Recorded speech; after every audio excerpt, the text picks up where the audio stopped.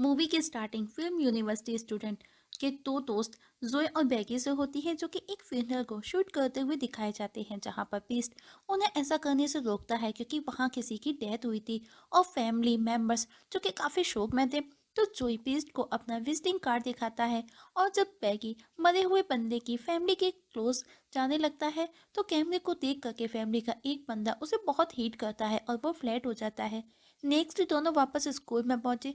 जोए baggy को एक और फिल्म के बारे में बताता है। वो उसे शूट करने का बोला क्योंकि वो अपनी खुद की फिल्म बनाना चाहता था, पर बैगी कल वाली पिटाई भूला नहीं था, तो वो उसे मना कर देता है। जब वो क्लास में पहुंचे तो टीचर ने कहा, तुम दोनों ने 3 साल में कोई भी अच्छी फिल्म शूट नहीं की।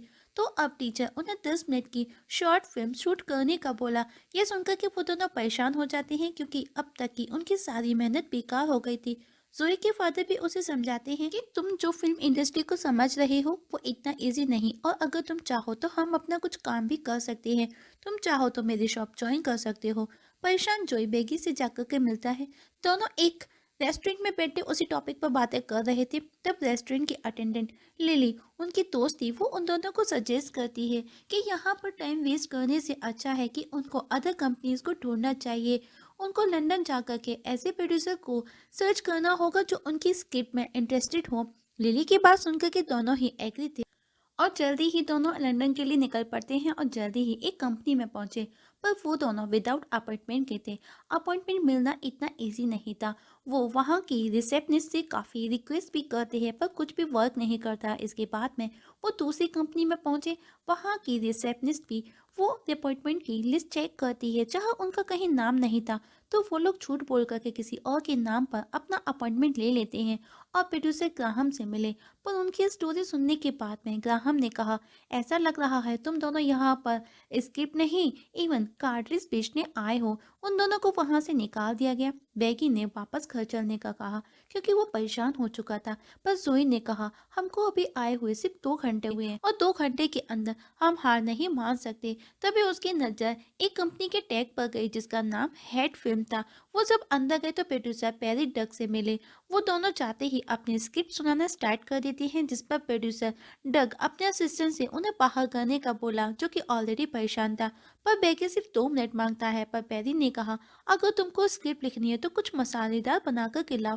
तभी बेगी की नजर बाहर लगे पोस्टर पर गई, जिन्हें देख करके वो समझ गया कि वहां पर किस तरह की मूवी बनती है। अब पेरी डग ने कहा, स्क्रिप्ट में एडर सीन के साथ में उनको ग्रेट एक्ट्रेस कैंडी 5 भी चाहिए। अब जोई पेरी डग के अकॉर्डिंग स्क्रिप्ट लिखने का प्लान बनाता है और जल्दी ही उनको कैंडी को भी सर्च करना होगा। बेगी उसे समझाता है कि ये इतना आसान नहीं, पर बेगी उसे कन्विंस कर लेता है। अब वो दोनों स्क्रिप्ट लिखने के लिए एक मूवी देखते हैं। दोनों घर पर अकेले थे, तभी जोई के पेरेंट्स घर आ गए।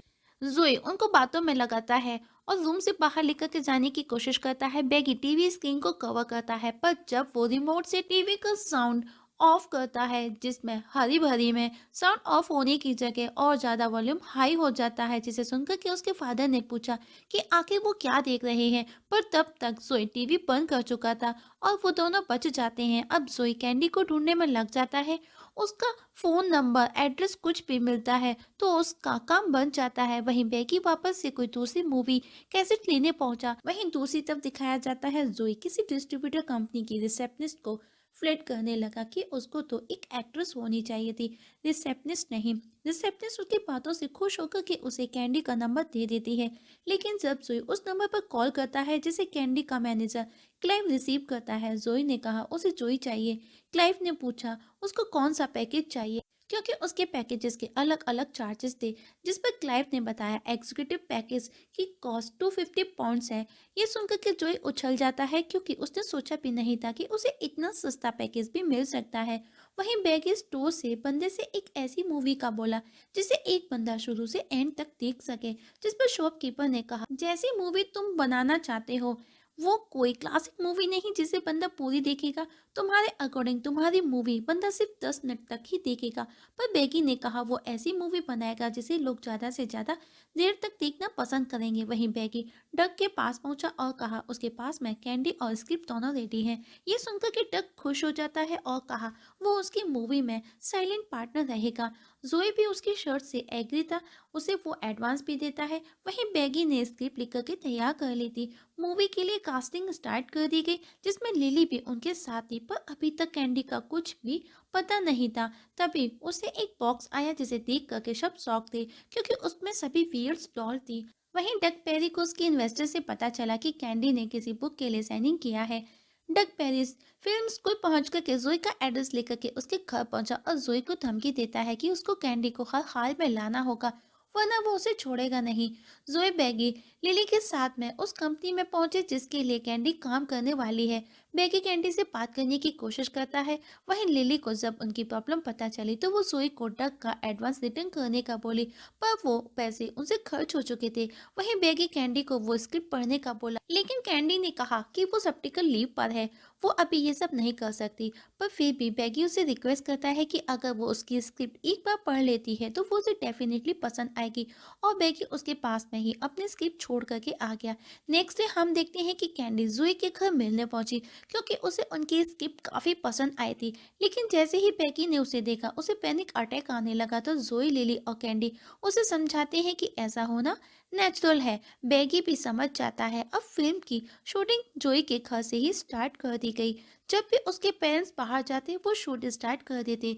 एक दिन जोई के पेरेंट्स घर जल्दी लौट आए, पर उसके पेरेंट्स देखते उससे पहले वो सब चीजें छिपा देते हैं, और पेरेंट्स को दिखाने के लिए वो स्कूल के लिए 2 मिनट की नॉर्मल मूवी शूट करते हैं। और जल्दी ही उनकी फिल्म की शूटिंग कंप्लीट हो जाने पर वो लोग सेलिब्रेशन करते हैं। सभी खुश थे, पर तभी डक वहां आ गया, जिसे देख करके कैंडी को बैगी पर गुस्सा आया। उसे लगा वो उन्हें धोखा दे रहे हैं, और वो पार्टी बीच में ही छोड़ करके चली जाती है। बैगी भी डक को सीटी दे देता है। नेक्स्ट सीन में हम देखते हैं कि उनकी आज स्कूल में वो 2 मिनट की मूवी दिखाई जाने वाली है, जहाँ पर जोई के पेरेंट्स भी आए थे। लेकिन जब मूवी प्ले हुई तो उसे देख करके वहां बैठे सभी के होश उड़ जाते हैं। साथ ही जोई के पेरेंट्स भी उस पर बहुत गुस्सा करते हैं। डग भी जोई से रियल मूवी की सीडी लेकर के चला जाता है। बैगी भी जोई पर गुस्सा करता है। जोई ने कहा कि वो वापस से एक न्यू स्क्रिप्ट बनाएंगे, पर बैगी उसे छोड़ करके चला जाता है। जोई भी सब छोड़ छाड़ करके अपने फादर के बिजनेस से जुड़ जाता है। एक दिन जोई के दोस्त जोई को बताते हैं कि उनकी फिल्म को अवार्ड के लिए सेलेक्ट किया गया है। जब उसके फादर ने ये सुना तो वो काफी खुश हुए और वो उसे गले से लगा लेते हैं और जोई को जाकर के प्राइज लाने का बोले। और अब जोई अवार्ड फंक्शन में लिली के साथ पहुंचा, जहां पर कैंडी भी आई थी। जोई उससे बात करने की कोशिश करता है और बताता है बैगी इस सबसे अनजान था, उसे कुछ भी नहीं पता था, और ये सारा आइडिया मेरा ही था। वहीं बैगी उस मूवी स्टोर में वापस से गया तो स्टोर कीपर उसकी मूवी की तारीफ करता है और उसे अवार्ड फंक्शन में जाकर के अवार्ड लेने का बोला। बैगी को भी समझ आ गया और वो फौरन फंक्शन में पहुंचा। अब कैंडी शो होस्ट करती है और वो अवार्ड विनर अनाउंस करती है। उससे पहले डग खुशी में उछल पड़ता है, क्योंकि उसे लगा कैंडी उसी का नाम लेगी। पर जब वो प्रोड्यूसर जॉय और बैगी का नाम अनाउंस करती है, डग बेचारा खिसिया करके रह गया और वापस से बैठ जाता है। जॉय बैगी की पूरी टीम अवार्ड लेने के लिए पहुंची। सब बहुत खुश थे। बैगी कैंडी को सभी के सामने स्टेज पर ही किस करता है। मूवी के लास्ट में हम देखते हैं कि जोई बैगी ने वापस से दूसरी मूवी की शूटिंग करना स्टार्ट कर दी है। मतलब कि अब वो फीचर फिल्म में ही अपना कैरियर बनाने वाले हैं, और इसी के साथ में मूवी की हैप्पी एंडिंग हो जाती है।